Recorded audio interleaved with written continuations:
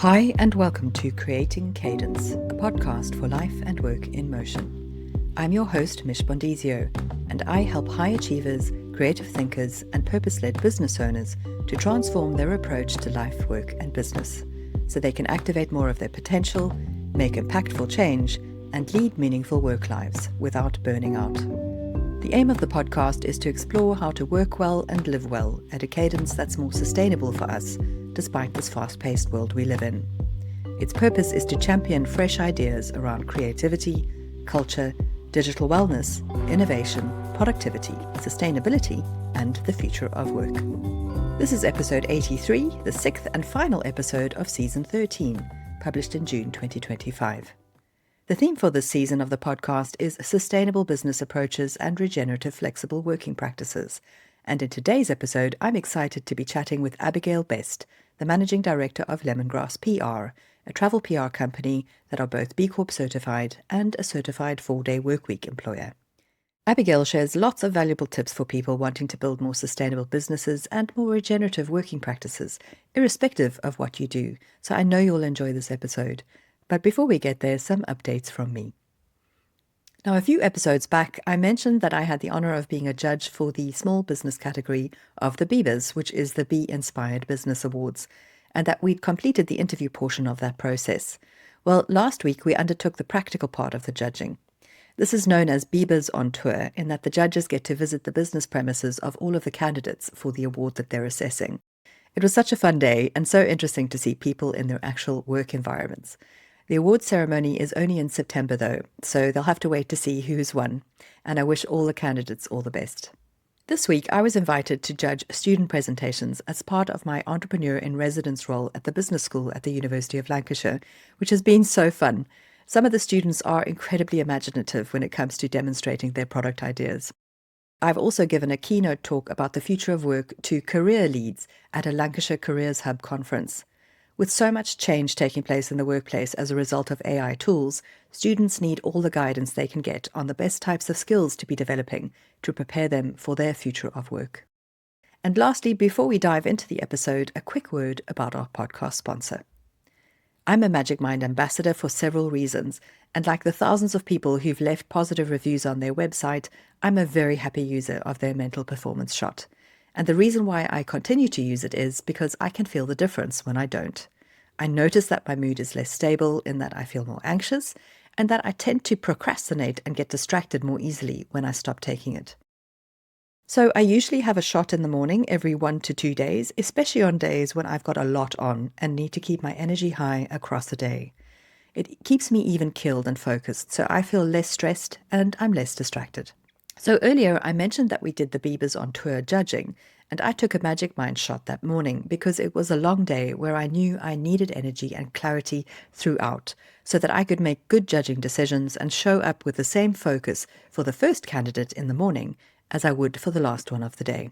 I can honestly say that I wouldn't have been able to maintain that level of energy without it. So I currently use the original version, which contains some caffeine, but they've also introduced a caffeine-free version for those sensitive to caffeine, and also a max version for the brave amongst you who need a bit more of a kick. Personally, I find the original is perfect for what I need at the current time. But you don't have to take my word for it. Check out all the reviews and testimonials on the Magic Mind website. And if you're interested in trying it, you can get up to 20% off your Magic Mind order if you use my special code, which this month is Cadence June. That's CADENCEJUNE. Head to magicmind.com/Cadence June. So that's all my news. Now let's get on to the interview part of this episode, which is a conversation with Abigail Best of Lemongrass PR. Abigail Best is the Managing Director of Lemongrass, a travel PR agency based in Oxfordshire.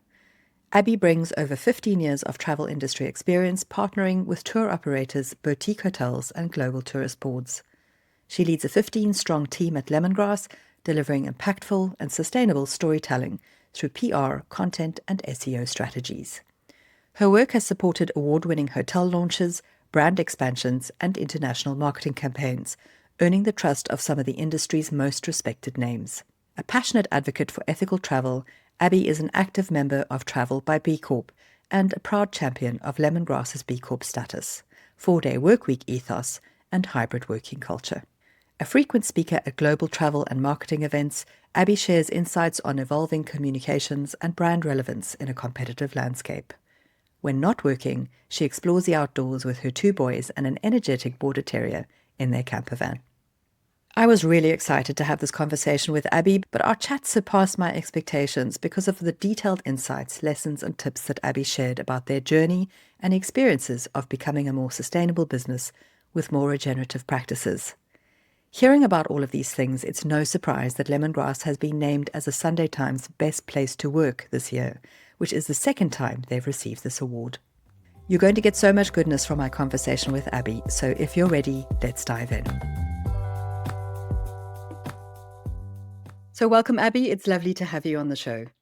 Thank you for having me today. My pleasure. So I was recently introduced to you and your company Lemongrass by Magdalena Rungaldier of Map Boutique Consulting in Zurich. Some listeners may remember Magdalena because she was a guest on the Creating Cadence podcast in episode 62, where we spoke about the link between sustainability and creating more freedom in our lives. So Abby, ever since that intro, I've been really looking forward to chatting with you, especially because your business is a certified BCorp and an accredited 4-day week employer, which is a work style that I'm a huge fan of. But before we get into all of that, let's start with you.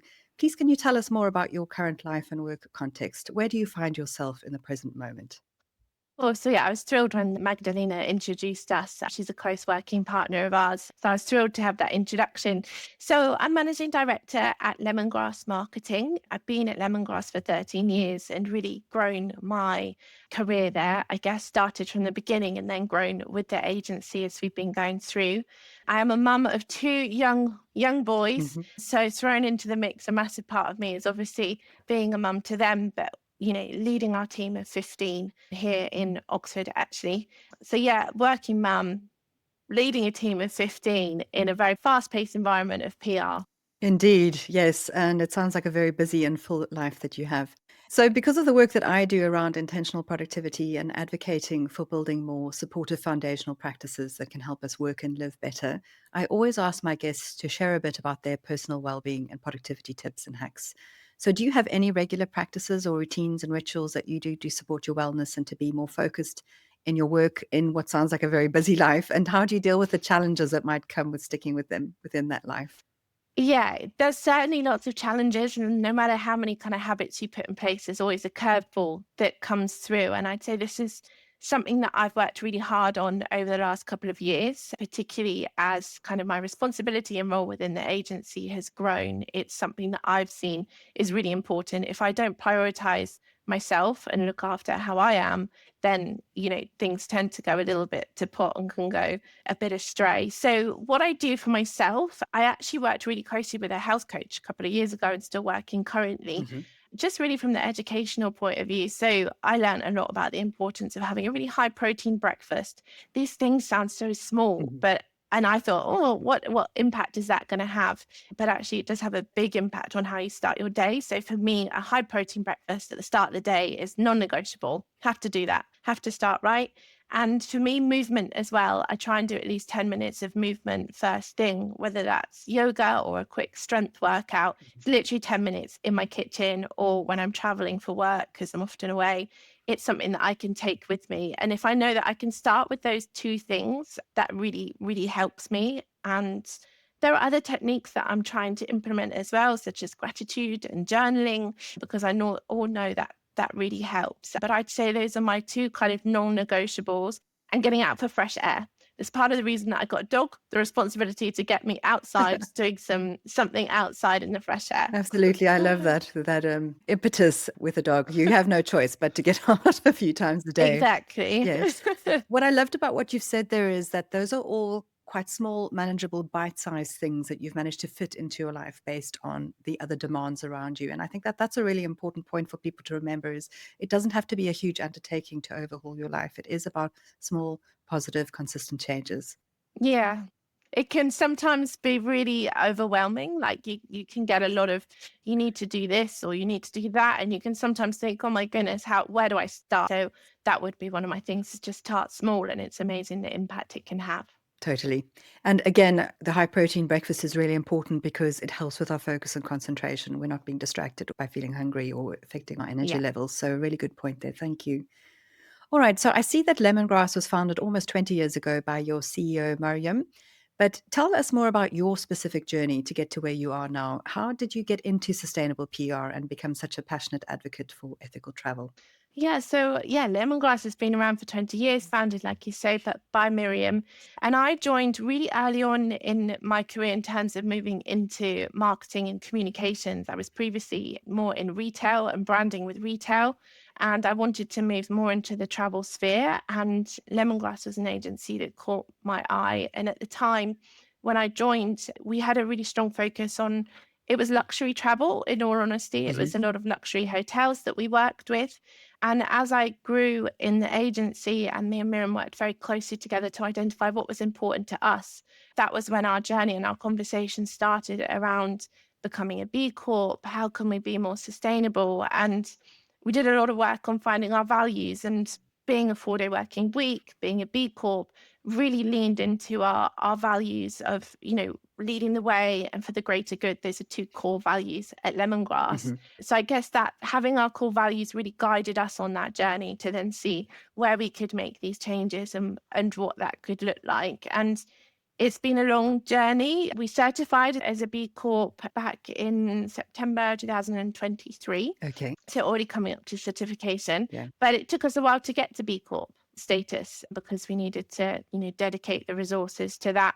But really coming back, it was our values that led us down the sustainability route. And it really leaned towards kind of, our beliefs as people, who we are as well. That was very important, that we believed in the work that we were doing and the business that we were growing together, basically. That's so interesting as well, because the travel industry is notoriously very intensive in terms of carbon usage and so on. And so recognizing the importance of making a shift in terms of how businesses may market themselves and their activities that they engage in, and being able to lead the way as a role model in terms of what you're doing as well, I think is so important. Thank you.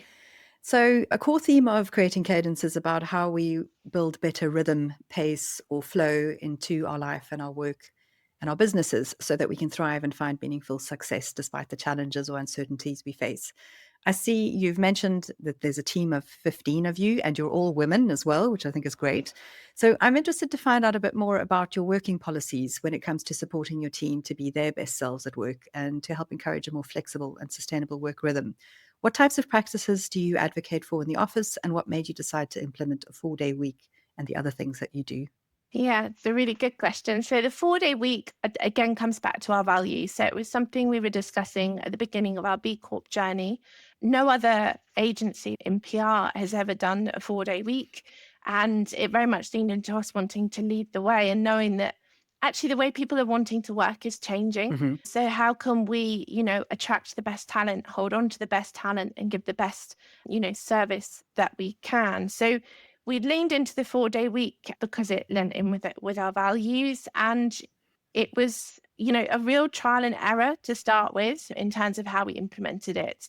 It wasn't all plain sailing. And because no one had done it before, we didn't massively have anyone to follow or know how it would quite work.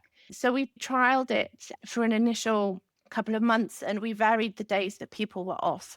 And then we did reporting and kind of checking in how everyone was finding it, and agreed that we had to have ways of measuring what was going on. And we have an NPS score within the team to measure how happy they are, how they're finding everything. And so we measured what was going on very carefully there. And actually the implications to start with us all having different days off, actually wasn't as great as we thought, because you had some people off on one day, and then the people that were off on that one day felt like they were missing up. So then when they came back the next day, they were then having to catch up. And so the more emails you send internally, the more you feel like you have to catch up. So we thought, well, this isn't working the way we wanted. And actually it was causing more stress. In all honesty, people were quite anxious about their days off, and that wasn't the whole point of it at all. So we then changed it so that we're all off on a Friday, and immediately you could tell the difference, because if you're all off on the same day, you're not creating those internal emails that you have. So that's what we've stuck with. We reviewed that worked, people were happy. It adds on a nice bit to the weekend. I think particularly We all love to travel. Some people are learning new languages. It just opens up the door for people to do more of what they love, and having that time to switch off, whether you've got a young family and that means that you've just got Mhm. another day to have with them, or it's learning a new skill, or it's volunteering, whatever that might be. People really use that 4-day week.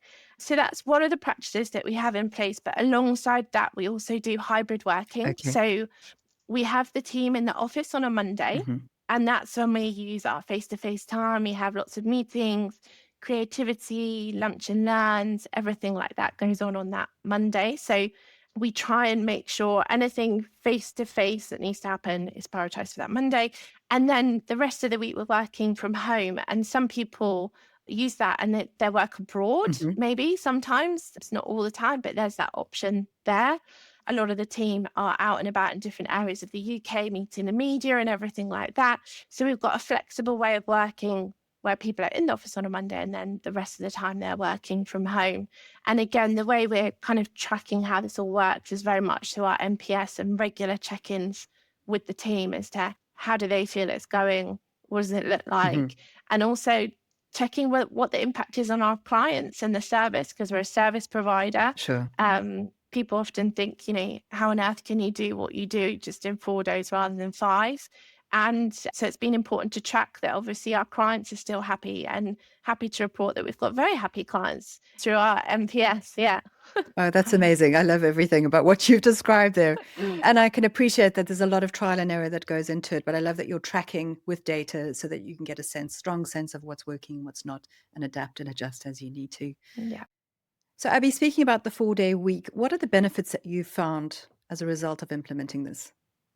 Yeah, so we've been looking really closely at what the benefits are. And actually, there are some really tangible ones that can come down to the bottom line and the money side of things, as well as obviously the benefits for the team. So one of them, from a money side, is the recruitment fees. We don't have to pay for recruitment anymore to get the team. We've increased our pool of talent that's coming to us. I think that's from the 4-day week, the appeal of the 4-day week.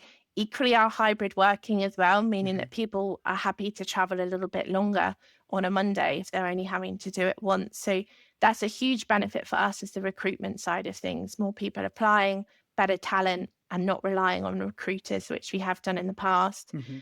Also, our staff retention is way higher than the industry average at a PR agency, and staff churn in an agency can be extremely high. I think because of the pressure and the nature of the work, and people jump from one agency to another, and actually we hold on to our team much longer, and that ultimately ends with happy clients, because there's nothing worse than having a team in place and then they leave, and then your client feels like they've got a new team member to get to know. So holding on to our team is really important for us, and developing and growing them. And our clients have been with the same team members as they've been on their journey. So staff retention being up is huge.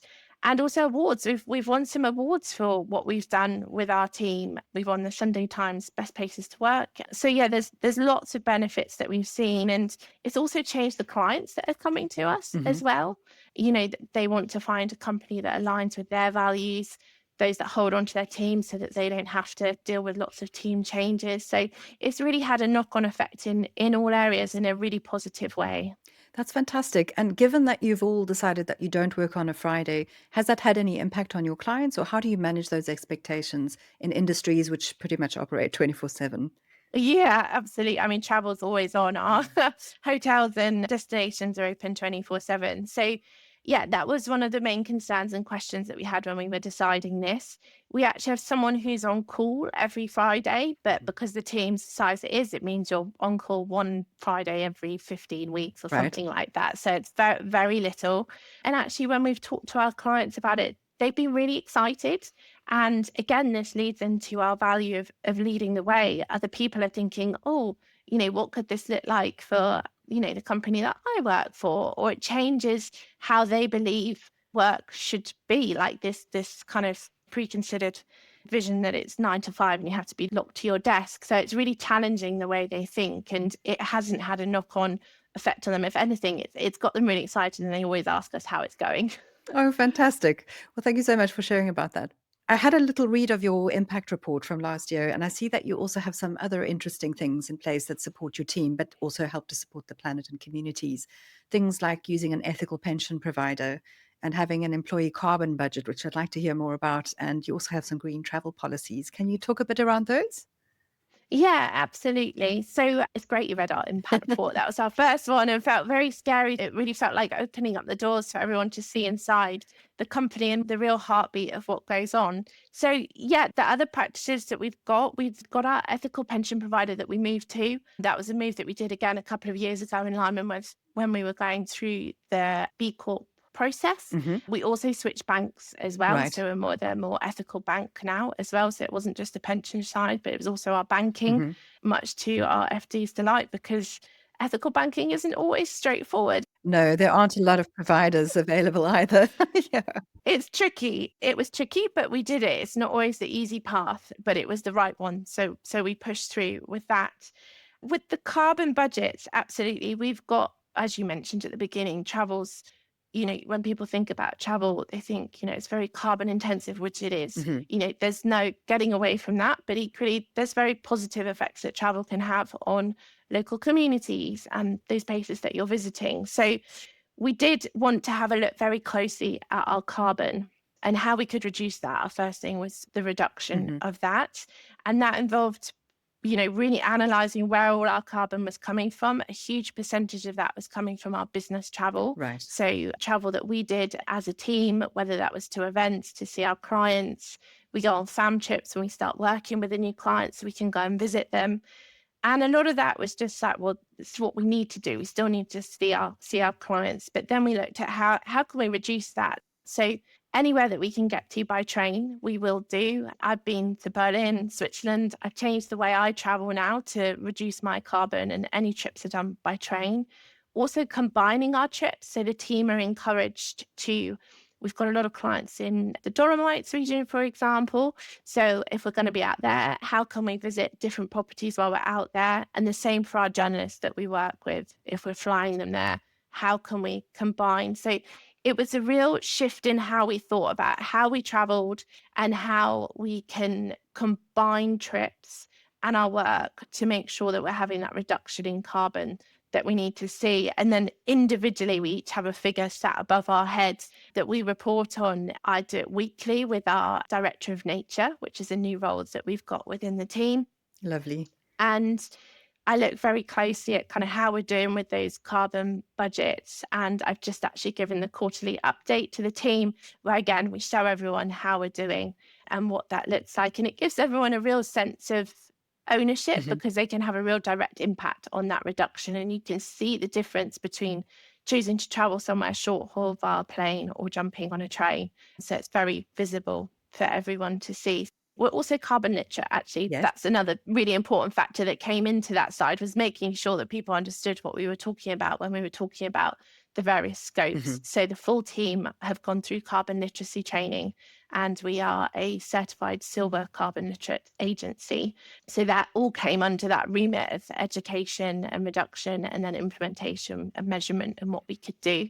So that was the carbon side. And then the other ones you mentioned are like our green travel policy that, builds again into that carbon reduction, is how we're thinking about travel. Does two of us need to go, or is it okay if one of us goes? Do we even need to be there physically? Could we join virtually? It's a kind of mind map of thinking, actually, are we being as sustainable as we can when we come to making these choices as to how we travel? I love that, really being conscious and intentional in every decision you make around your business and the impact that it has. And a really simple change that people can make, which I saw, is that you mentioned that you use a train ticketing platform called Train Hugger, which I'd never heard of before, but I am an avid train traveler, so I will definitely be using that from now on. It's brilliant. And it's really similar to a train line. Like it's the same tech, so it doesn't feel like you're using anything different. And I met the founder at an event and I hadn't heard of it. And that was an immediate switch we made. Yeah. And it's brilliant. Yeah, I'm a big advocate for it. That's super. For my listeners, where every time you buy a ticket, they plant a tree for you. So I'll share the link for that in our show notes as well. Fantastic. Thank you. All right, let's talk a little bit more about the work that you do for your customers. From what I've seen on your website, you have an amazing array of clients that span the world. how does what you do help your clients to maintain momentum in what they do?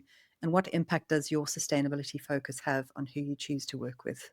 Yeah, so our status as a B Corp has really changed the type of companies that we work with and those that approach us as well. Hmm. It's been a real switch. I think brands recognize a company that shares the same values as them, and the B Corp certificate obviously kind of helps put that stamp of approval on it. So we work with some incredible brands, and that ranges massively from the destinations to the hotels to the tour operators, and we pick them up with where they are on their sustainability journey. They're all at a different stage and they've all got different priorities as well.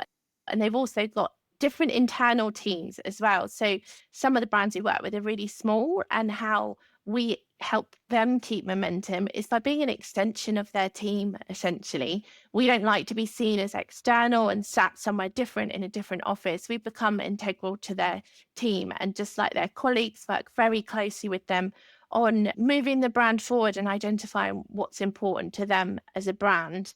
So we pick them up where they start, and the first thing that we really want to do is work out what's important to them. What are they trying to do and achieve, and what are their goals as a business? And that will vary greatly across a destination or a hotel or a tour operator. And then we dive into strategies around, how they can communicate. Everything that we do is about the communication side of things. So the sustainable storytelling element, lots of these brands that we work with are doing amazing things with local communities, or they've got amazing energy systems in place, which are really techy. And a lot of them are really nervous about how to talk about sustainability or more conscious travel decisions and regenerative travel, all those different words that can be used. A lot of them are very unsure about how to do that. So we give them the confidence and guidance to go out into the world, and whether that's what they're saying on their website or the journalists that they're talking to or what they're saying on their social media, we can come at it from all the different communication angles and really just start from where they're ready to go from that point. I think that's brilliant. And I think in a situation like that, there must be a lot of trust that's required, the relationships that you build. So I'm presuming that you have quite long-standing relationships with your clients. Is that correct? Yeah, trust is a huge, huge part of what we do. And our client is on average with us about 8 years, which is a huge amount of time. And we grow with them. When they first start with us, they might want to start with something quite small, and then their needs change as they grow as a company as well. We've worked with one brand, started as one property, and now we're up to 5 properties, and we've grown with them through that process. And it can sometimes feel a bit like counseling with our clients, in all honesty, but that's what they need. And I think that's where we can really help and guide them, is just to be a listening ear. And we've got that experience within the industry. We've worked with all sorts of brands. We've done hotel launches. We've done brand new destinations that no one's heard of, or destinations that are struggling with over tourism, for example. So us bringing our expertise just gives them that reassurance and knowledge that they can talk to someone that's been through this before, knows what they're going through, and can take them through step by step, kind of hand holding them along the way. That's wonderful. So nice to hear. Thank you. All right. So we're moving on to the final question for you, Abby, which relates to life lessons. What words of wisdom or key insights can you share with my listeners based on your personal experience of life or work or business so far? Seems a big question, but a good one to end with. I've got a couple which I think, relate into how you talk a lot about creating cadence. And I think for me, there was this always illusion of you can get the perfect balance in it. It's going to be a balance. And actually it ebbs and flows, and you need to be able to have practices in place that you can go along with that and go with the peaks and the troughs as well. And for me, it's the realization that the answer is not to work harder and longer. PR is notorious for that. Hmm. It's like, you work very long days, it's non-stop, you don't switch off. But actually, this reassurance that actually it's not working harder and longer, it's being more clever with how you work, is a big kind of life lesson that I've had. I think Yeah. there's been stages where, yeah, I've thought just working all night will be fine, and it's not. So the realization of that, I just hope that people hear that really early on in their career. And I'm often saying it to the team as well. Don't work harder and longer. It's just about being clever with how you work. the importance of looking after yourself, again, personally, I've just seen the impact of having little routines, small things. They're not massive things that don't have huge chunks of time, but little habits that you can implement can make a huge, huge difference. And from a work point of view, but equally within life as well, is kind of being clear on goals and expectations. So that's expectations from yourself, expectations from those that you work with, and expectations of our clients, and being really clear from the beginning what those expectations are. I think if you're clear on those at the beginning, you can only build to more success. So yeah, being super clear on those goals and expectations from the start is, a no-brainer for me now. Those are fantastic pieces of advice. And I think really important because, as you mentioned, you're a mum of young kids. You're setting the example on what work should look like and what life should look like for them by doing things that support yourself better, improve your communication, support your health and so forth. So thank you for sharing those. I appreciate it. Thank you. All right. As we end off, please let my listeners know where they can find you online. Yeah, absolutely. So you can find me on LinkedIn, Abby Best. We've also got our Lemongrass Travel PR LinkedIn, which is a good one to follow for our newsletters and updates there. Sign up for our newsletter online, lemongrassmarketing.com, and our Instagram PR_lemongrass. And yeah, we've got a webinar series that we're running at the moment, so people can stay up to date with different things that we're doing there. Oh, that's fantastic. I'll share links to all of those and also to your latest impact report. And I see you have an annual travel trends report as well, which I'll include. Yes, we do. That comes out at the end of the year. Yeah. Fantastic. Thanks so much for being here, Abby. It's been so lovely to chat and to hear more about the good work that you and your team are doing. Thank you so much for having me. What I loved most about this conversation with Abby is hearing about how human-centered Lemongrass's approach is to the way that they implement sustainable practices for both themselves and their clients. So my question to you is, listening to all of the tangible benefits of the way they work, how could you not want to implement more flexible working practices for you and your team too? As Abigail points out in her examples, it doesn't have to be a big and comfortable shift. As with her personal practice, which involves tiny, manageable habits that she can do consistently anywhere at a cadence that suits her, the same applies to making change in your business. Subtle shifts that you can track and tweak ensure that you're more likely to maintain momentum over the long haul. So that's it for this season. I've learned so much from each of my guests, and I hope that you've enjoyed it as much as I have. The next season of the podcast will be back after the summer break when we kick off season 14 in September 2025. And I'll be chatting to some more amazing guests doing great things around building more sustainable businesses to support our people, planet, and profit better, and to leverage business as a force for good. In the meantime, if you have thoughts or ideas about these topics, please do get in touch. I'd love to hear from you. You can drop us a line at hello@creatingcadence.co. So until next time, keep moving forwards with courage, curiosity, and cadence. And a few quick things before you go. Don't forget that you can get 20% off a Magic Mind purchase using this magic code, CadenceJune. Head to magicmind.com/CadenceJune. If you like the show, please share the love by rating it where you listen to it and telling all your friends. You can find out more about what I do at creatingcadence.co, and you can buy my book at The Cadence Effect. If you're interested in being a sponsor for the podcast and you have a product or service that aligns with the ethos of Creating Cadence, intentional productivity, sustainable business, or regenerative working practices, then drop us a line at hello@creatingcadence.co so we can have a chat. The podcast is hosted on Acast and available wherever you listen to your pods, including YouTube. It's edited on Descript, and the current groovy podcast music track is 184 by Skittle from Blue Dot Sessions. So until next time, bye for now.